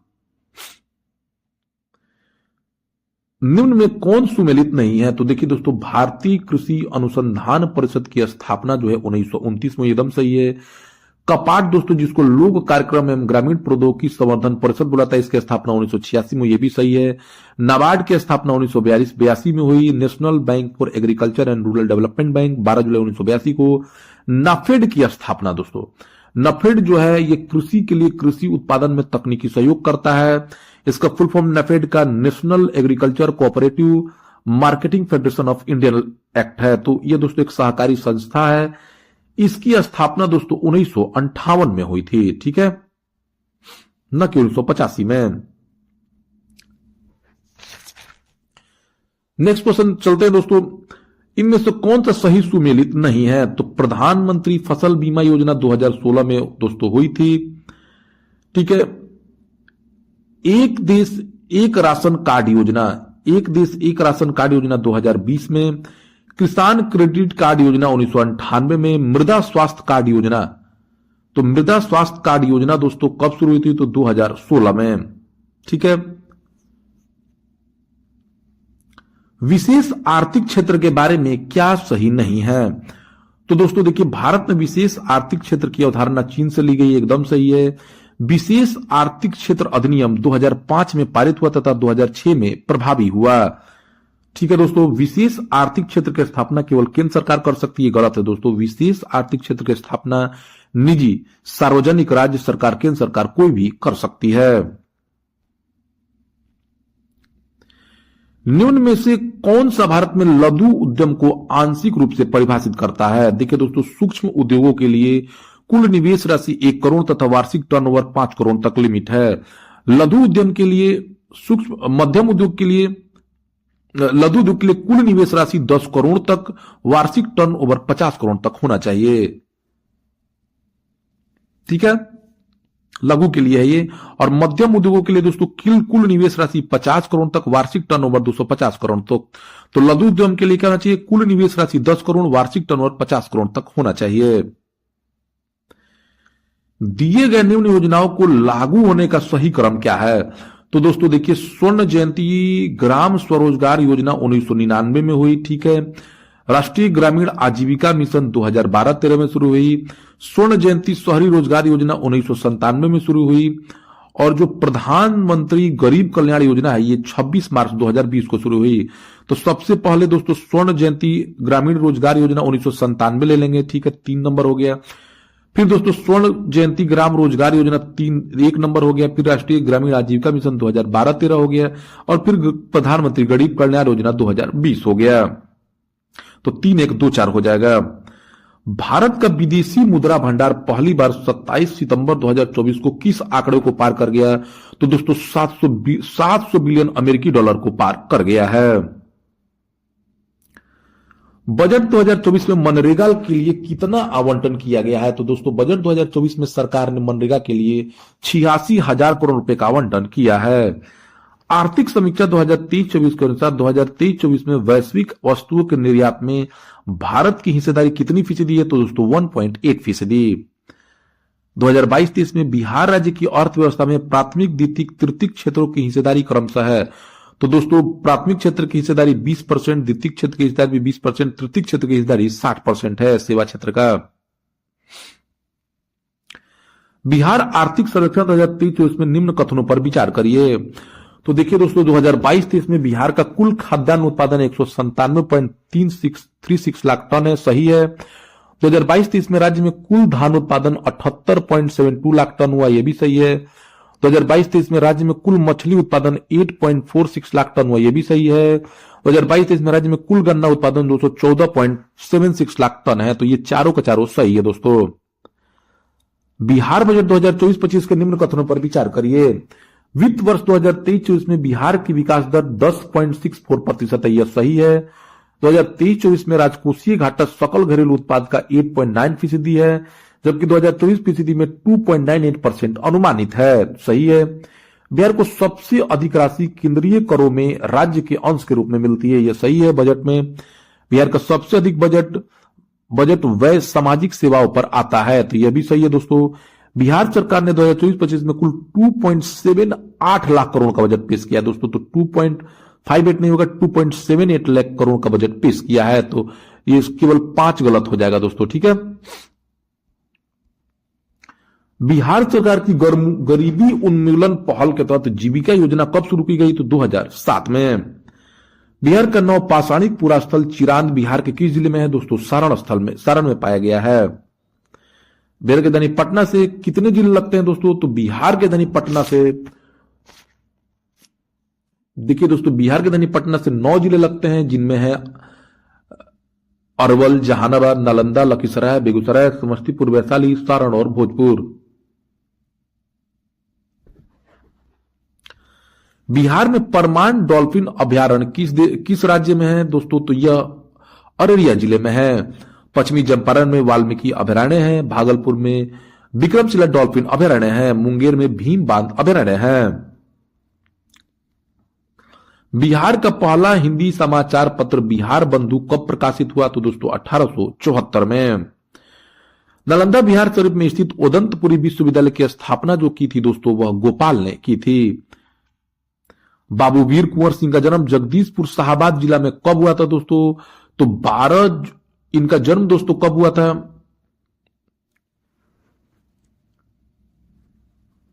कुंवर सिंह का जन्म दोस्तों 1782 ईस्वी में हुआ था। इनकी मृत्यु 26 अप्रैल 1858 में हुई, ठीक है। 22 अप्रैल 1858 को ये पूरा युद्ध लड़के लौटे थे पुनः जगदीशपुर। इनके पिता का नाम साहबजादा सिंह, माता का नाम पचरतन कुंवर, इनके भाई का नाम अमर सिंह, ठीक है दोस्तों। बिहार में 1857 का जो विद्रोह है दोस्तों देवघर रोहिणी से शुरू हुआ था। पटना में 1857 का विद्रोह का नेतृत्व तो पुस्तक विक्रेता पीर अली ने किया था। आराम जगदीशपुर बाबू कुंवर सिंह ने। बिहार प्रांतीय किसान सभा का जो गठन हुआ दोस्तों 1929 में शाहजानंद सरस्वती ने किया। बिहार किसान आंदोलन के जनक थे शाहजानंद सरस्वती, ठीक है। बिहार प्रांतीय किसान सभा का जो स्वामी शाहजानंद सरस्वती ने किया था किसान सभा, इन्होंने एक पुस्तक लिखा किसान क्या करे। बिहार प्रांतीय किसान सभा का प्रथम सम्मेलन जो है सोनपुर में हुआ, ठीक है। अध्यक्ष इसके स्वामी शाहजानंद सरस्वती थे। बिहार का दूसरा टाइगर रिजर्व दोस्तों कैमूर में बन रहा है, पहला पश्चिमी चंपारण में है। बिहार के किस जिले के रहने वाले हरेंद्र सिंह को राष्ट्रीय महिला हॉकी टीम का कोच बनाया गया है? तो दोस्तों बिहार के जो है राष्ट्रीय महिला हॉकी के ये सारण के रहने वाले हैं। तमिलनाडु में आयोजित 6वें खेलो इंडिया यूथ गेम्स 2024 में बिहार 5 पदक जीतकर किस स्थान पर रहा था दोस्तों? तो 5 पदक जीतकर बिहार जो है दोस्तों वह 21वें स्थान पर रहा था। ठीक है, और इसमें 2 स्वर्ण 2 रजत और 1 कांस्य था। ठीक है, आरा के शुभम कुमार ने तीरंदाजी में स्वर्ण जीता और गोपालगंज की दुर्गा सिंह ने दौड़ में स्वर्ण पदक जीता है। पद्म पुरस्कार 2024 में निम्न में से बिहार के किन व्यक्तियों को पद्म पुरस्कार नहीं मिला? तो देखिए दोस्तों इसमें बिंदेश्वरी पाठक जी को पद्म विभूषण मिला है। वैशाली का रहने वाले, इन्होंने सुलभ शौचालय की स्थापना की थी। सीपी ठाकुर को दोस्तों इनको मेडिसिन में कालाजार के क्षेत्र में करने के लिए मिला है, ये मुजफ्फरपुर के रहने वाले हैं। अनंत कुमार को 2023 में मिला, 2024 में नहीं मिला, तो ऑप्शन सी हो जाएगा दोस्तों। शांति देवी पासवान को मिला दोस्तों मधुबनी पेंटिंग के लिए, इन्होंने गोदना कला में लहरियापुर मधुबनी के रहने वाली हैं। शिवन पासवान को भी मधुबनी का रहने वाले गोदना कला के लिए ही मिला है। इसके अलावा सुरेंद्र किशोर को साहित्य एवं शिक्षा के लिए सारण के रहने वाले हैं। रामकुमार मलिक को ध्रुपद गायन के लिए दरभंगा के रहने वाले हैं। वन स्थिति रिपोर्ट 2021 के अनुसार बिहार में लगभग कितना वर्ग किलोमीटर वन है? तो 7,380 किलोमीटर वन है दोस्तों। कुल वन क्षेत्र प्रतिशत 7.84 है। वृक्ष आवरण 2341 किलोमीटर है। वन और वृक्ष मिलाकर 9722 वर्ग किलोमीटर है। भौगोलिक क्षेत्रफल पर वृक्ष और वन आवरण दोनों मिलाकर 10.32 है। सबसे अधिक वन कैमूर में है। सर्वाधिक वन क्षेत्र वाले वृद्धि जिला बांका है।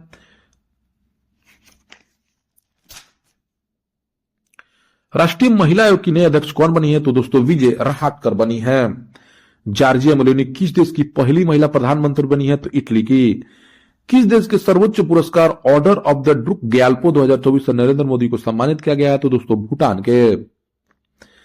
किस राज्य की ढेकनाल माझी मिठाई को 2024 में भौगोलिक संकेतक मिला है? तो दोस्तों यह उड़ीसा का है। हाल ही में यामुनी कृष्णमूर्ति का निधन हो गया। वह पेशे से क्या थी? तो दोस्तों एक कुचिपुड़ी नृत्यांगना थी, भरतनाट्यम भी करती थी। भारत की पहली 100% इलेक्ट्रिक बाइक टैक्सी की शुरुआत कहां हुई? दोस्तों असम में। जनवरी 2024 में लिथियम की खोज और खनन के लिए भारत तथा किस देश के बीच समझौता ज्ञापन पर हस्ताक्षर हुए हैं? तो दोस्तों अर्जेंटीना और भारत के बीच। 9वां गुट निरपेक्ष शिखर सम्मेलन कहां आयोजित किया गया दोस्तों? तो 9वां गुट निरपेक्ष सम्मेलन जो है कंपाला युगांडा में आयोजित किया गया। विदेश मंत्री एस जयशंकर इसमें शामिल हुए। विश्व प्रेस स्वतंत्रता सूचकांक 2024 में भारत 159वें स्थान पर है। रिपोर्टर्स विदाउट बॉर्डर ने इसको जारी किया है। शीर्ष देश नॉर्वे है। किस देश ने जल के भीतर परमाणु हथियार प्रणाली का परीक्षण किया है? तो उत्तरी कोरिया ने। किस भारतीय संगीतकार की फ्यूजन बैंड शक्ति ने 66वें ग्रेमी पुरस्कार में सर्वश्रेष्ठ वैश्विक संगीत एल्बम का पुरस्कार जीता है? तो शंकर महादेवन और जाकिर हुसैन की जोड़ी ने के बैंड ने album of the year midnight Taylor Swift का बना है। 33वें ग्रीष्मकालीन ओलंपिक्स में भारत के लिए पहला पदक जो उसको मनु भाकर ने जीता। ठीक है, 33वां ओलंपिक्स पेरिस में हुआ। मनु भाकर हरियाणा की रहने वाली है, वो 2 पदक उन्होंने जीता है। नीरज चोपड़ा ने रजत पदक जीता है भाला फेंक में। अमेरिका दोस्तों 126 पदक जीतकर 40 स्वर्ण पदकों के साथ 126 पदक जीतकर पहले स्थान पर है। चीन भी 40 स्वर्ण पदक 91 पदक के साथ दूसरे स्थान पर। जापान तीसरे स्थान पर है। और भारत जो है 6 पदक जीतकर 1 रजत और 5 कांस्य पदक के साथ भारत जो है 71वें स्थान पर है। 33वां व्यास सम्मान 2023 से किसे सम्मानित किया गया है दोस्तों? तो पुष्पा भारती को उनकी कृति यादे के लिए।